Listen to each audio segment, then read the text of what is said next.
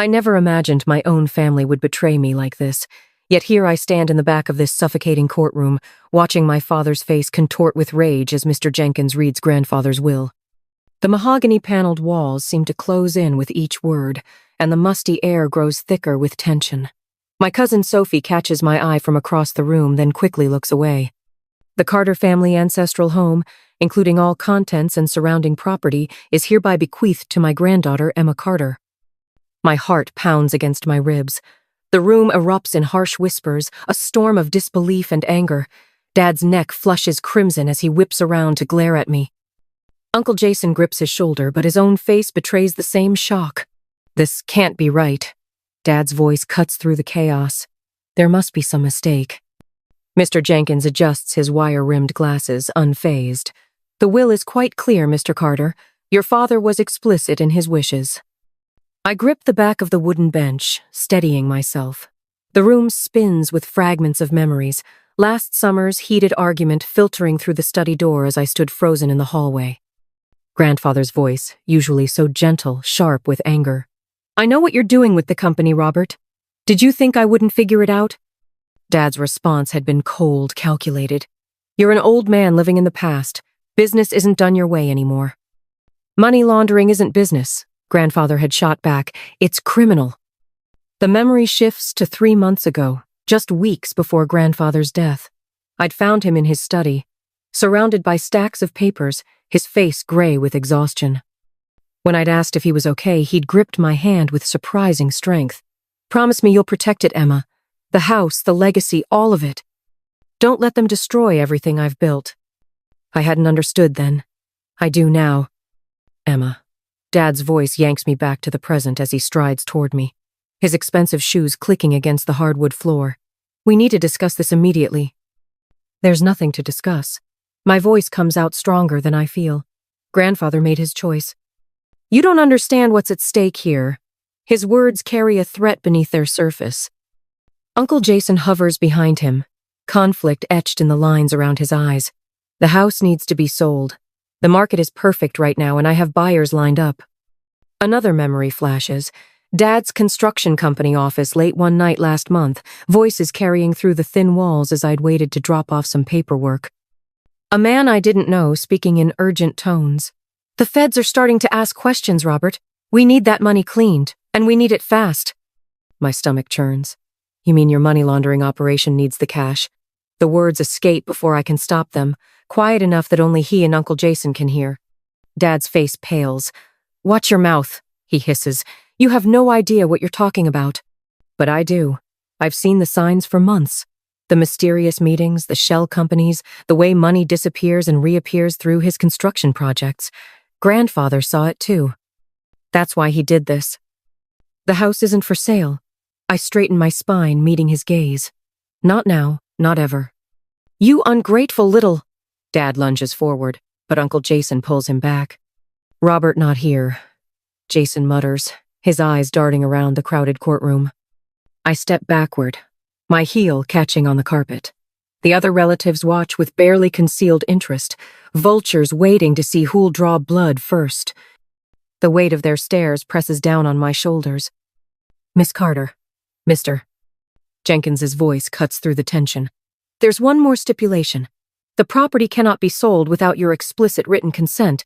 Your grandfather was quite insistent on this point. Dad's jaw clenches so tight I can see the muscle jump. This isn't over, he growls, turning on his heel. Uncle Jason follows, but not before giving me one last look. Is it warning or sympathy in his eyes? I remain rooted to the spot as the room slowly empties, my mind racing. The house, grandfather's sanctuary, our family's legacy, he left it to me. Not to Dad, not to Uncle Jason, but to me. The responsibility settles heavy in my chest. As I gather my things, my hands trembling slightly, a question burns in my mind. How far will they go to seize what isn't theirs? The answer terrifies me, but I won't back down. Grandfather trusted me with this for a reason. Looking at the will in my hands, I know this is just the beginning. They won't stop until they get what they want, or until I stop them. And right now, I'm the only thing standing between them and everything Grandfather tried to protect. Tell me what you see. I lean forward in Olivia's office chair, my heart thundering as she examines the documents spread across her mahogany desk. The afternoon sun streams through floor-to-ceiling windows, catching dust motes that dance around us like tiny conspirators. Olivia adjusts her wire-rimmed glasses and holds the sale agreement under a digital scanner, her dark eyes narrowing. The pressure points are inconsistent. She taps the screen, zooming in on my supposed signature. See how the lines waver here? And here? She traces the air above two spots where the ink seems to hesitate. Your authentic signatures are more fluid. My stomach clenches as I compare the forged document to my driver's license signature. The forgery is too good. Someone spent serious money to make this happen. Dad's getting desperate. Desperate enough to commit fraud. Olivia's fingers fly across her keyboard, pulling up a digital analysis. Red markers highlight the discrepancies, damning evidence appearing in stark relief. This won't hold up in court. The house is still yours, Emma. Your grandfather made sure of that. A memory surfaces. Grandfather in his study, gripping my hand that last time. Promise me you'll protect it. Asterisk he knew. He must have known Dad would try something like this. Miss Martinez? Olivia's assistant appears in the doorway. Your 3 o'clock is here. Give me 5 minutes. Olivia gathers the documents into a folder, her movements precise and controlled. Emma, we have what we need to fight this. But you should know men like your father when they're backed into a corner. She lets the warning hang in the air. I nod, gathering my purse. I know. Thank you, Olivia. The cafe is nearly empty when I meet Sophie an hour later. She's chosen a corner table, far from the few other patrons. Her hands wrap around an untouched latte, knuckles white with tension. I got your text. She glances over her shoulder before continuing. About the forged documents? Dad's trying to force through a sale. I slide into the seat across from her, keeping my voice low. But that's not why I asked you here. I need to know what else you've seen, Sophie. What else you've heard. Color drains from her face. I shouldn't. Please. I reach across the table, stopping short of touching her trembling hands. You're the only one inside the company who might help me. I know you've noticed things. Sophie's eyes dart to the door again before she pulls out her phone. 2 weeks ago, I was working late. That Uncle Roberthy didn't know I was still there. I recorded this. She slides the phone across the table, an email displayed on the screen. My breath catches as I read. The message is coded, but clear enough. Timeline accelerated. Buyers expect clean transfer by end of month. Jay has arrangements in place for secondary processing asterisk. I is Uncle Jason. Sophie nods. There's more. Check the attachment. I open it, and my heart nearly stops. Account numbers. Shell companies. A complex web of transactions, all flowing through Dad's construction projects. The scale of it staggers me. Delete it, I whisper, pushing the phone back. Right now, and Sophie. I meet her eyes. Be careful, don't let them know you've seen this. She nods, fingers shaking as she erases the evidence. What are you going to do? I think of the house, of Grandfather's study filled with papers I haven't had time to go through, of his last desperate warning. There's something in the house, I say slowly, pieces clicking into place. Something he left for me to find. That's why Dad's pushing so hard to sell it now. Emma. Sophie's voice drops even lower. I got an email yesterday, anonymous. It said there's proof in the house, hidden somewhere. She swallows hard. Proof of everything. My mind races. Grandfather was meticulous, always 3 steps ahead. He wouldn't have left me defenseless against this. The house itself must hold the key evidence that could stop Dad's operation cold. I stand, my chair scraping against the floor. I have to go. Be careful, Sophie calls after me, fear threading through her words. Uncle Robert, he's not just desperate. He's dangerous. The drive home is a blur of strategy and memory. As darkness falls, I park in the garage and slip into the house through the kitchen door. The study waits upstairs, shadowy and still. Somewhere in this room, Grandfather left his final weapon against betrayal. I just have to find it. On a dusty shelf, his laptop sits untouched since his death. My hands tremble as I lift it, power it on. Sophie's warning echoes in my head. Asterisk, he's dangerous. Asterisk, but so is the truth, and somewhere in this house, that truth is waiting to be found. The anonymous email Sophie forwarded glows on the screen. I read it again, slower this time, parsing each cryptic line. Check the heart carved in the garden wall. Count 3 stones up, 2 across. The drawer that never opened he kept the key behind the loose brick. Asterisk. My pulse quickens. The carved heart, I remember it from childhood. Initials etched by some long-ago Carter. And grandfather's study drawer, the one he'd always kept locked. I'd assumed he'd taken its secrets to his grave. I grab a notepad, transcribing the message with trembling fingers. Each detail seems deliberately placed. A breadcrumb trail grandfather designed for me to follow. The carved heart would lead to the key, and the key. A floorboard creaks somewhere in the house. I freeze, finger hovering over the print button. The sound came from downstairs, too heavy to be settling wood. Someone else is here.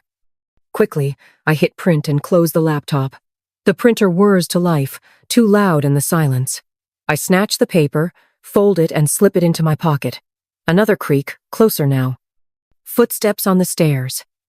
My heart hammers against my ribs as I edge toward the study door. One question burns in my mind, urgent and terrifying. What evidence did grandfather hide that's worth breaking in to find? The footsteps reach the landing. I kill the desk lamp and press myself against the wall, praying the darkness is enough to hide me.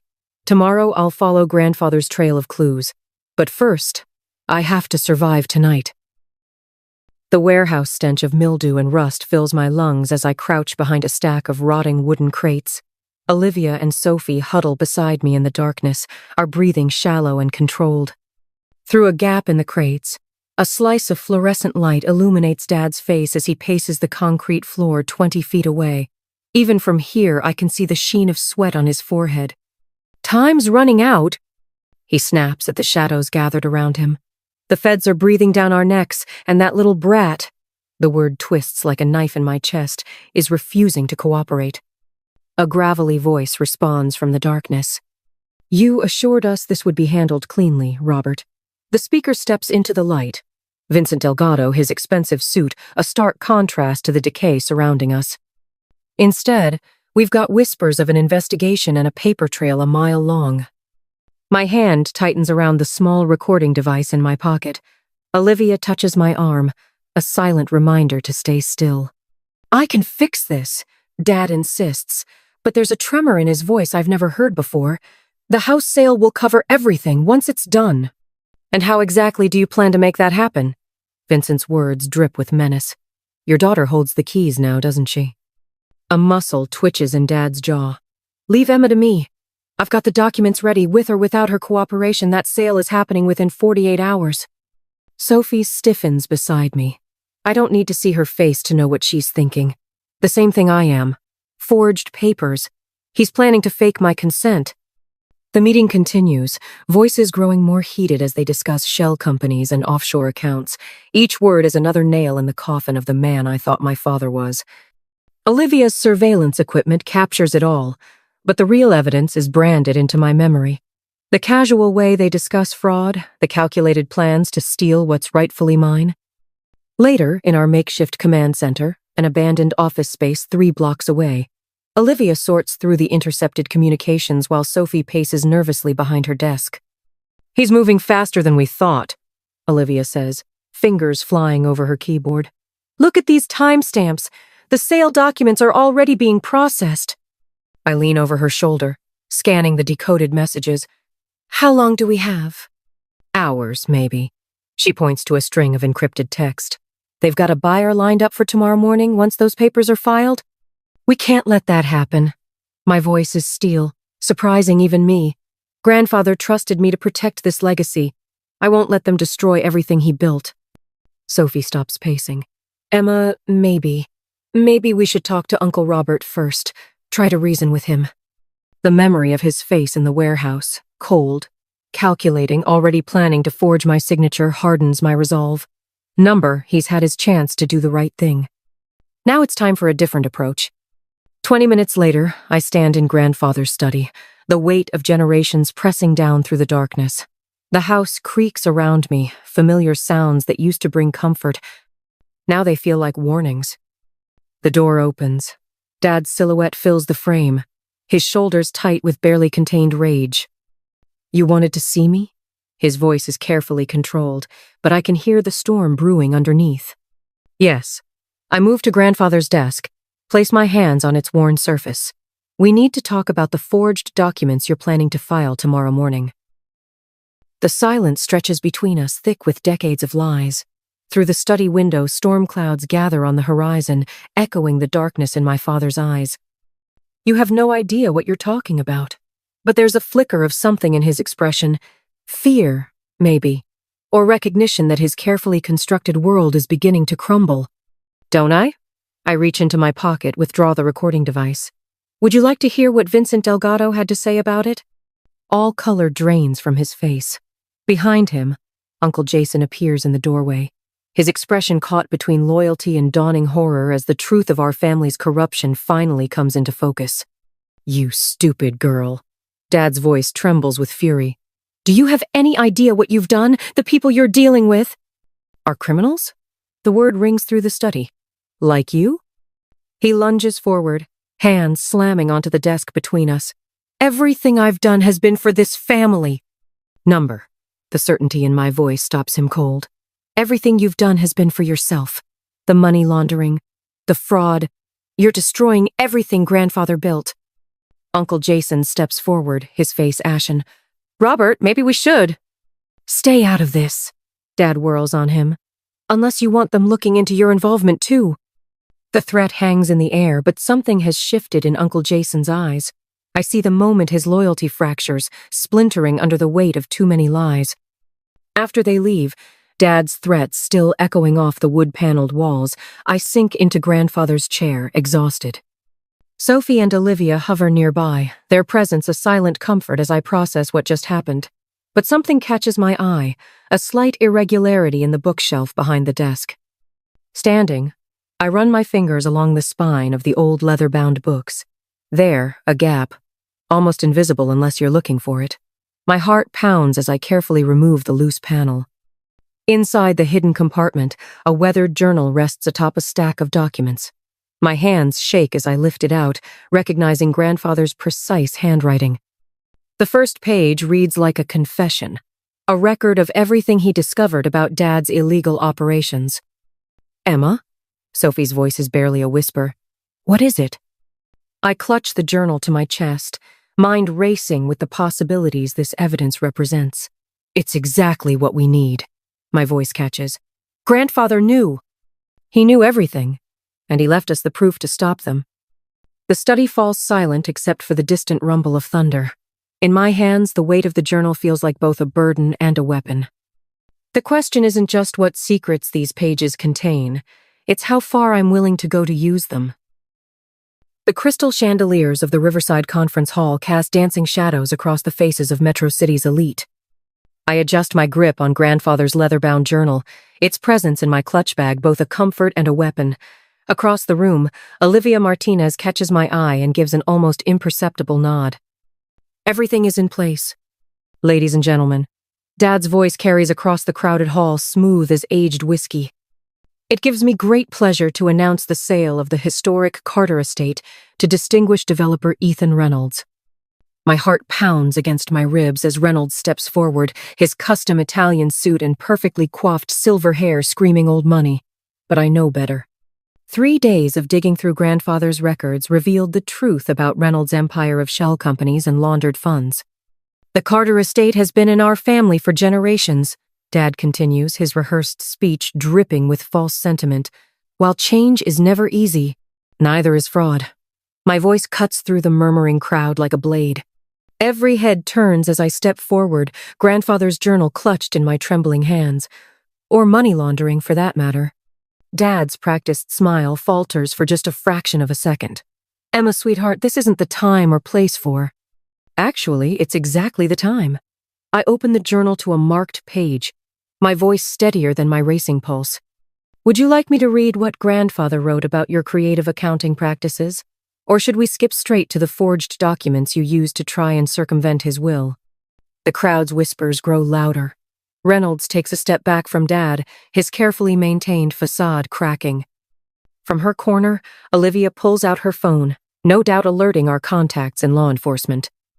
You ungrateful little. Dad starts forward, but freezes as Sophie emerges from the crowd, a USB drive held high. "The encrypted emails are all here," Sophie announces, her voice shaking but determined. "Every transaction, every shell company, every penny laundered through the construction projects." The room erupts in chaos. I catch fragments of shocked conversations, Carter construction, federal investigation. All this time. Dad's neck flushes crimson as his criminal associates begin to edge away, distancing themselves from the impending fallout. Uncle Jason hovers uncertainly at the edge of the crowd, conflict etched in every line of his face. "You have no idea what you're doing," Dad snarls, closing the distance between us. "The people I'm involved with are currently being investigated by the FBI. I cut in, keeping my voice low. "Did you really think Grandfather wouldn't leave evidence? That he wouldn't protect his legacy?" A phone rings, cutting through the tension. Olivia answers, her face lighting up with grim satisfaction. "Detective Hayes," she says, loud enough for those nearby to hear. "Yes, we're all still here at Riverside Conference Hall. You're 5 minutes out? Perfect." The color drains from Dad's face. He looks around wildly, but his allies have already begun to scatter. Reynolds is nowhere to be seen. Even Uncle Jason has disappeared into the crowd. I grip the journal tighter, feeling the weight of Grandfather's trust, of his faith in me. The tide of power has turned just as he planned, just as I promised him it would. "It's over, Dad," I say softly, watching his empire crumble in real time. "Grandfather knew what you were doing with the company. He made sure I would have everything I needed to stop you." Across the room, I catch glimpses of dark suits and badges as law enforcement begins to filter in through the side entrances. Dad sees them too. His face contorts with a mixture of rage and fear that makes him look like a stranger. "This isn't over," he growls, but the threat in his voice rings hollow now. I think of the house, Grandfather's sanctuary, our family's true legacy. Not a fortress for laundered money or a pawn in Dad's schemes, but a home built on integrity and trust. Everything Grandfather fought to protect, everything he entrusted to me. "You're right," I say, standing my ground as Detective Hayes approaches. "For you, it's just beginning."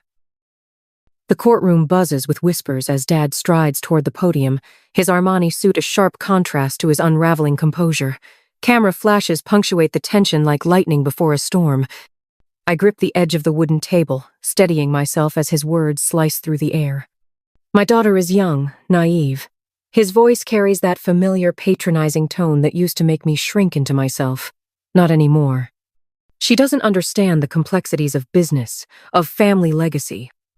If she continues down this path making these wild accusations," he turns to face me directly, eyes glinting with barely contained rage.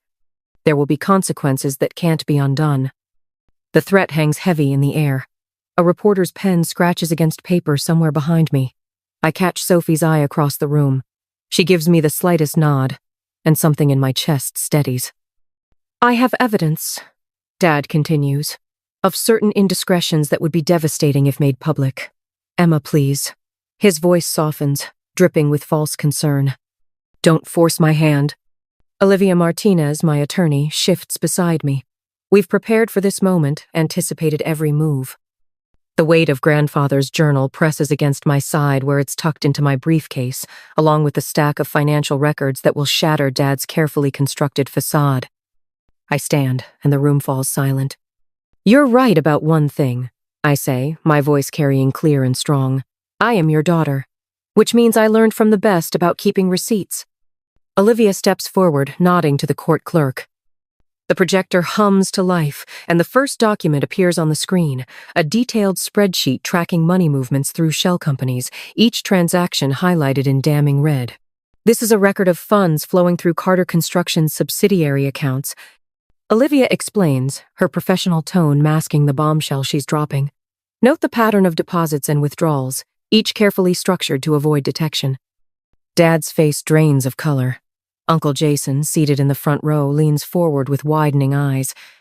"But that's just the beginning," I continue, pulling out Grandfather's leather-bound journal. "This contains detailed observations of every suspicious transaction, every late-night meeting, every shell company created over the past 5 years. Grandfather didn't just suspect what you were doing, Dad. He knew. He documented everything. The journal trembles slightly in my hands, not from fear, but from the surge of adrenaline coursing through me. Dad takes a step forward, his composed mask cracking. "You're making a mistake," he hisses, low enough that only those closest can hear. "Everything I did was to protect this family's future." "Number," I meet his gaze. "Everything you did was to protect yourself." Olivia advances to the next slide. Copies of forged documents bearing my supposed signature, authorizing the sale of the house. The evidence we've gathered laid bare for all to see. Gasps ripple through the courtroom as she methodically explains each piece.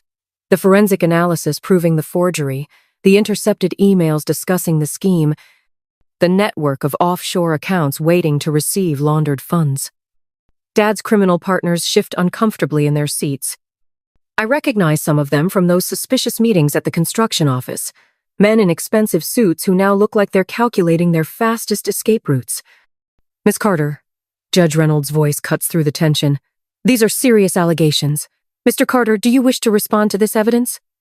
Dad's jaw clenches so tight I can see the muscle jump. The same tell he had that day in the study with Grandfather. His silence speaks volumes. "Your Honor," Olivia continues, "we have Detective Marcus Hayes of the Financial Crimes Unit present and prepared to testify about the ongoing investigation into these matters." Something snaps in Dad's eyes.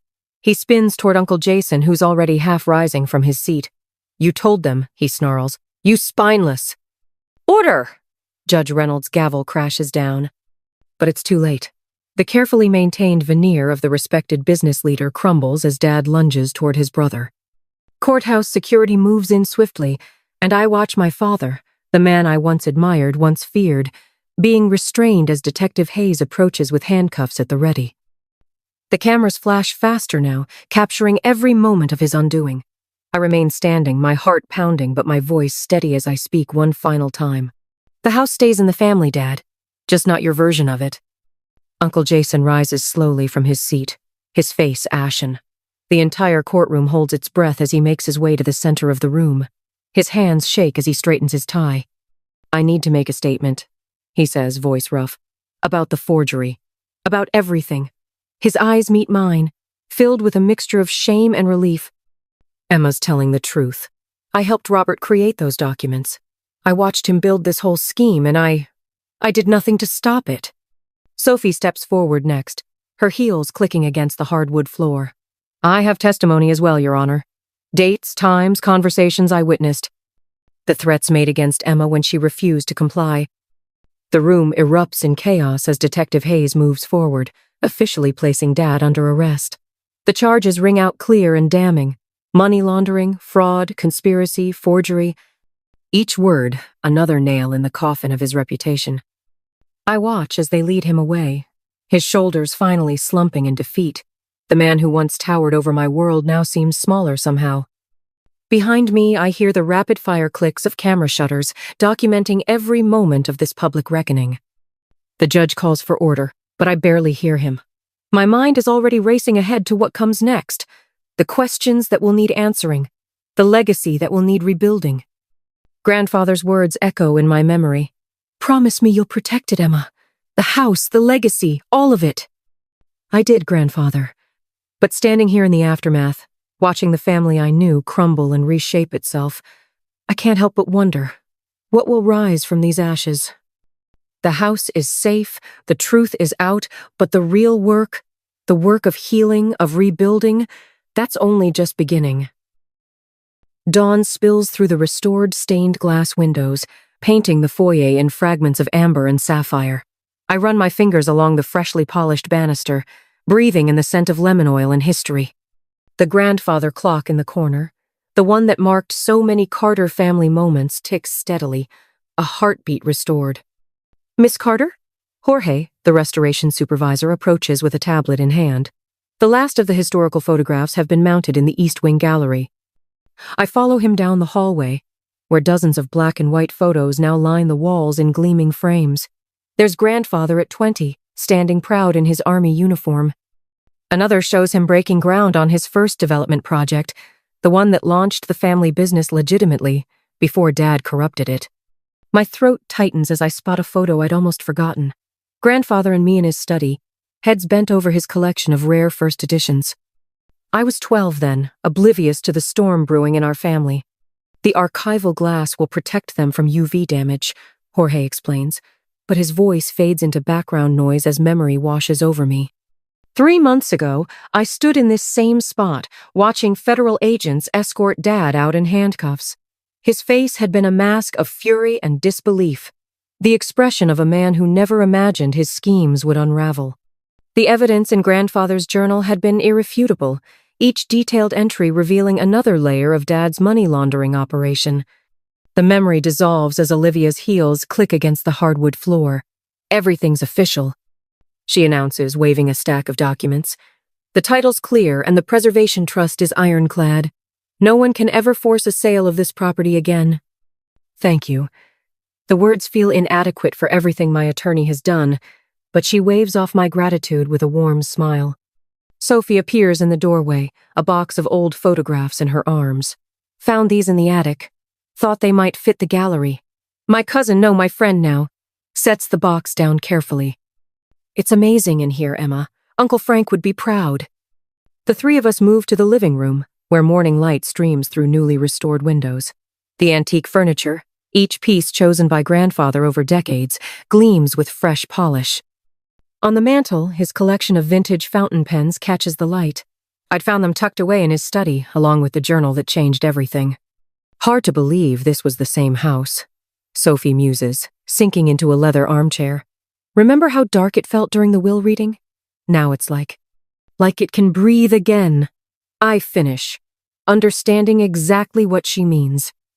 Olivia spreads the trust documents on the coffee table. The community outreach program is ready to launch whenever you are. 3 local families have already applied for the educational grants. My chest swells with something that feels like purpose. The house will never again be a fortress of secrets and lies.